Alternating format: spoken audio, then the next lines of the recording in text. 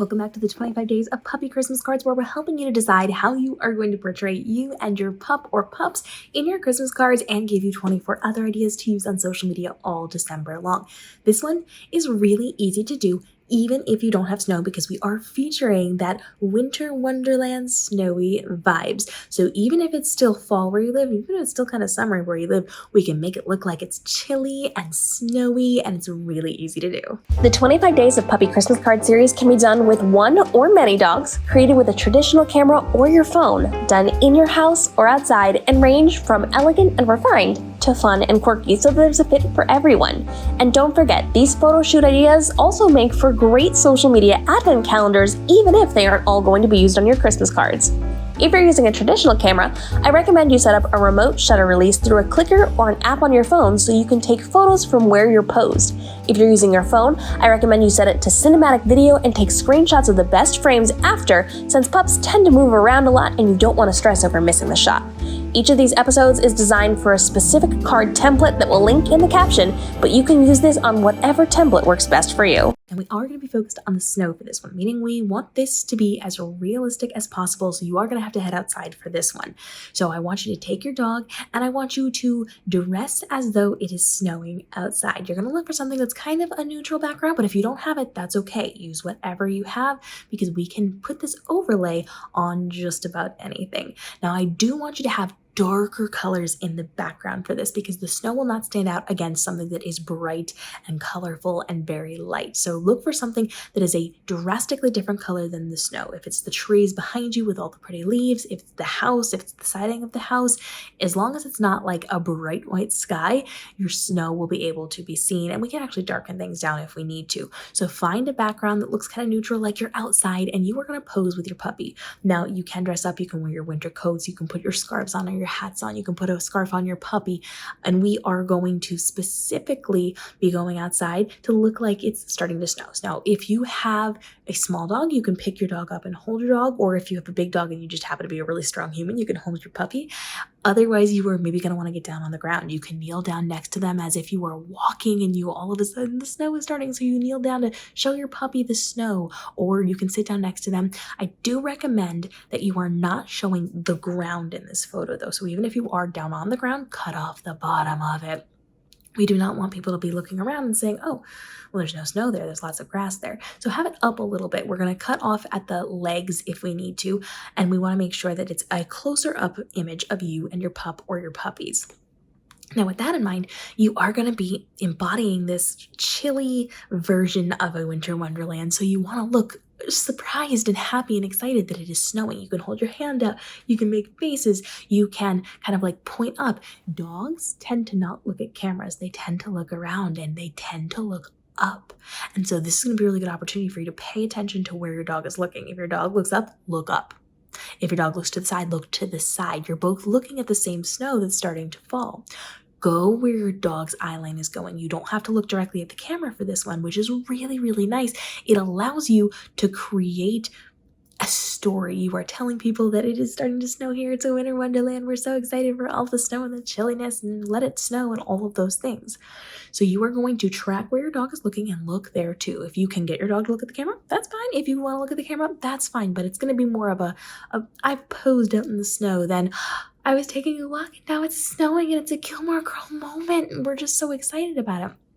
So whatever vibe you want to go for, this is what you're going to be trying to accomplish in here. Now, if you are taking these with a camera, an actual camera, I recommend that you are using an app to connect it to your phone. Take those pictures. If you are using your phone, you're going to set it to cinematic mode. You're going to record it, get the screen grabs of it later, and make sure that you have these things before you leave the location you're at. So if you go somewhere special, or if it's not like just outside your door, check before you leave. If your pictures are blurred, if it didn't work right, if you don't like the angles, check it now, because you do not want to leave a location and have to go back, especially if you like gear up in your winter coats and the scarves and it's warm out and you have to then get all that back on and go back out to take another version of this. Now from there, we are going to now glamorize our winter wonderland. We're going to make it look colder. We're going to make it look like it's snowing, and we're going to do all of that in Photoshop super easily, even if you're new to this. Add your photo to Photoshop or whatever platform you're using to edit, and you're going to start off by doing your local retouches. That means anything that's out of place. If you've got a hair out of place, you're going to use your spot heal to fix it. If you need to lighten the shadows under your eyes, you're going to grab your clone tool at 28% opacity, and you are just going to grab a little bit of that skin on your forehead and just paint off some of that light so that the lines are still there, but it kind of reflects a little bit more light. You're going to go into your contrast panel, and you are going to darken that up. If that's something you need to do, you can darken or raise your brightness, whatever you need to make your photo ready to go for editing. But now we actually need to change the color tone of what we are creating. So you can see we've got a lot of yellow here. For a snow overlay, you're going to have to reduce that amount of yellow, especially if it's still fall where you are. So there's a bunch of different ways you can do this. One really easy way, if you're a brand new beginner, is to go to layer and down to fill layer, and you're going to grab a solid color. From here, you're going to click the OK button, and then you're going to slide your slider up to a very dark tone blue. Now from here, you're going to change your blend mode down to color or to hue. We're actually going to go to color for the most part. And then you're going to lower your opacity dramatically. So you can see how we go from nothing, and then we start to bump it up. All of a sudden, it starts to look a little bit cooler. Now we're not completely going blue. That was actually pretty good for us. This is too much, but you want to make sure that you've got a definite blue tinge to this as you are creating your content. And sometimes it might be a little harsh on certain things. So if it's too harsh on your face, you can actually click on the layer mask, and using a soft round brush on a lower opacity, we're going to go down to like 1620-ish. You're just going to be able to, on a big brush, you will be able to then paint off of whatever section that needs to be painted off of to make it more even with everything that you're creating. Now from here, we are going to darken down bits of our photo. So we do not want the entire thing to be light and bright. So we're actually going to go up to layer, down to new, to layer, and then you're going to change your color down to gray and your mode down to soft light. There'll be a little checkbox for that 50% gray. You're going to click on that, and then you're going to grab your dodge tool. Now you can do this with a paintbrush. You can just paint around, lower the opacity, but I kind of like this way because it is a non-destructive way, and you're just going to, not everywhere, but there are certain things, especially around the outside, you're going to darken down just a little bit. Anything that's going to be near you where you need to pop just a little bit more, or anything that is too green or too colored, you're going to be able to remove that. If something is too green or too colorful for you, you can actually take your lasso tool and you can highlight just that area very loosely, and then you can go into your hue and saturation and pull your saturation down. So look at how that blends it in way better than it had been before. And then you're just going to take your brush, and you are then going to be able to just paint that onto wherever you need to tame down. So if you need to go up into the leaves and the trees behind you, you can do that as well. You can lower or raise the opacity to whatever you need it to be to fit with what you are doing. So from here, we are going to once again play with our brightness and contrast. I'm going to make this a little more contrasty and actually pull my brightness down just a little bit more there. And that is pretty good for us to start working with. So now I'm going to add just a blank layer, and I'm going to go grab my debris particle, or my particle or debris brush, and then I'm going to make sure I'm on white and up at 100% opacity.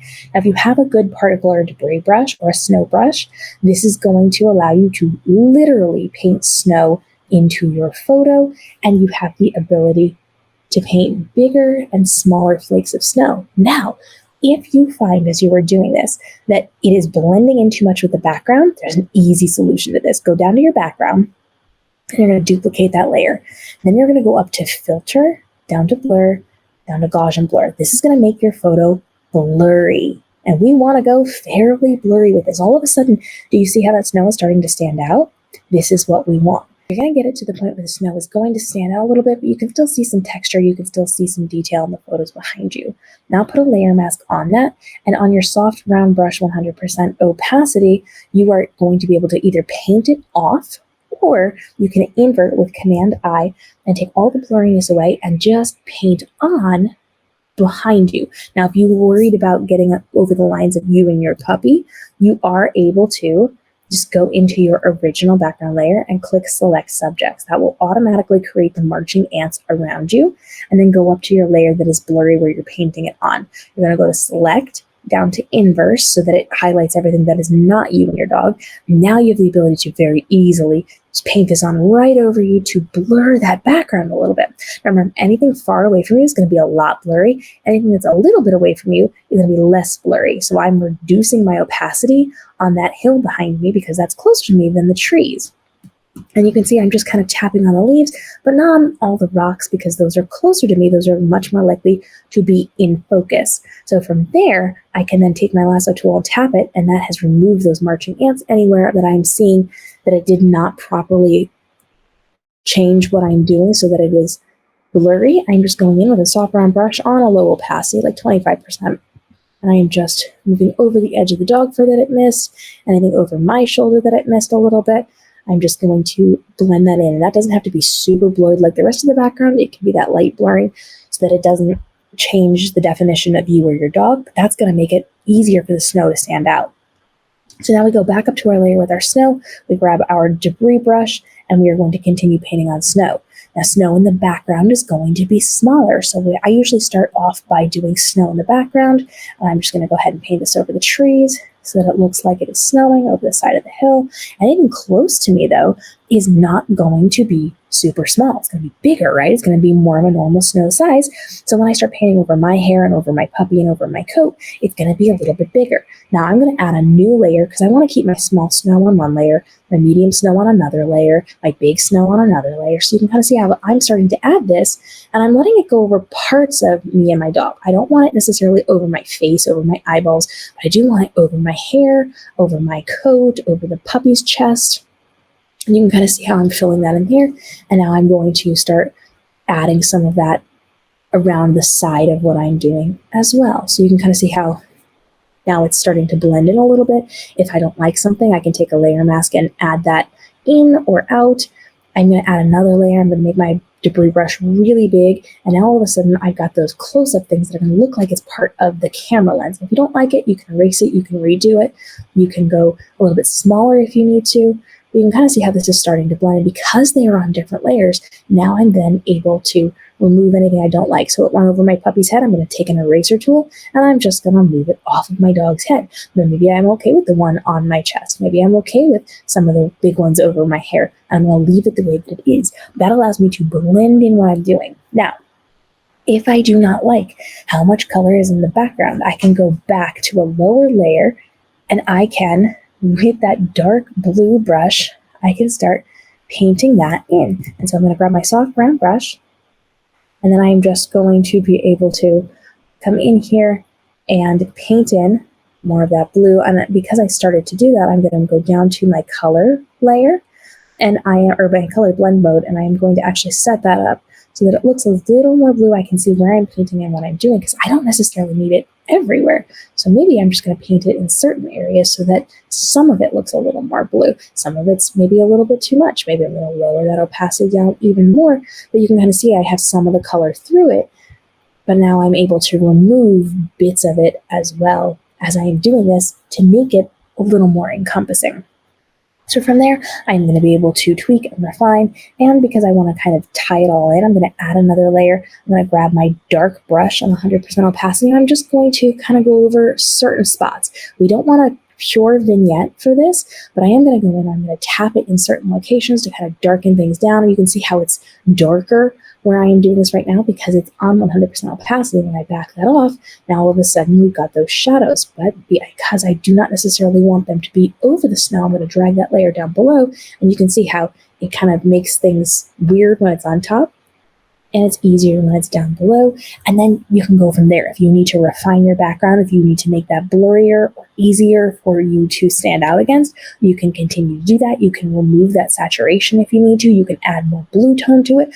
The goal here is to make it look like you are out standing in the snow. So add as much snow or take away as much snow as you need. And there are really cool things like snow overlays. If you don't want to deal with a particle brush or you don't want to have to deal with creating that snow yourself, you can grab snow overlays. So both of those things will be available to you as you are creating your cards. I'll link those down below for you. For this card, we are going to focus on a single image. We are going to make sure we have some blank space to have a great overlay. Something that relates to the snow is going to work to your benefit. Let it snow, of course, is an easy, obvious one for you to do. but you can come up with all sorts of snow kind of jokes that you can be putting on here as well. You can also lean into the wishing your holiday is warm vibes if you want to play against the snow and the cold that you are creating inside of the card. And you want to make sure that you really focus in on blue tones, on those dark colors, on the white, vibrant light. And that is going to work incredibly well for your cards to make those stand out. So once you've created your Winter Wonderland, you are now going to use your card. This is a single image card. You do not want to have multiple images on this card because now your snow will be really condensed and not looking so good, and it could look kind of on the fake side. So one single image, pick your favorite, and then you are going to add an overlay to this or a frame around it. You can absolutely add a frame, let it snow, Winter Wonderland, any of those snow-like themes you can run with here. You can also run with the opposite where we're wishing you a warm winter, even though it's cold here. You know the drill with this one. You can pick what you want to do with either a frame or that overlay, and then you have the ability to create that message to your people. And I really recommend that as you're doing this, you are using the snow overlay that we are going to drop down for you. Now you can create your own debris brushes or your particle brushes. You can grab particle brushes, but I've got an overlay. It's just going to make it really easy for you to be using. If you are using the overlay, pop it right onto your image. And if it then has snow over your eyes or something like that, you're just going to add a layer mask and you're going to use a soft brown brush, 100% opacity, to paint it off of your eyeballs or the weird placement on your hair or something big sticking out of your head with those big flakes. Just remove what you don't like, or on a lower opacity, just tap it off and bring it back if it's too bright. You can also lower the opacity of the entire snow overlay if that's what's going to work best for you. It's very simple to be using this to create and craft what you want with your card. Now, with that in mind, you are going to write your message, you're going to send this out to people, and you're going to follow along for the upcoming days of the 25 Days of Puppy Christmas Cards. We're giving you 24 more ideas. So if this is your Christmas card, great, you've got it. The 24 others can be used on your social media as an advent calendar leading up to the big Christmas card release on the 25th. Whatever you want to do with this is going to be really easy for you to continue to create beautiful images of you and your dog throughout the years. If you got questions, go ahead and drop it down below and follow along for the upcoming episodes. And every single day we are helping you to navigate your world as a dog parent with tips and tricks and products and things that can be making your life so much easier and more enjoyable with your dog. So we'll see you in the upcoming episodes.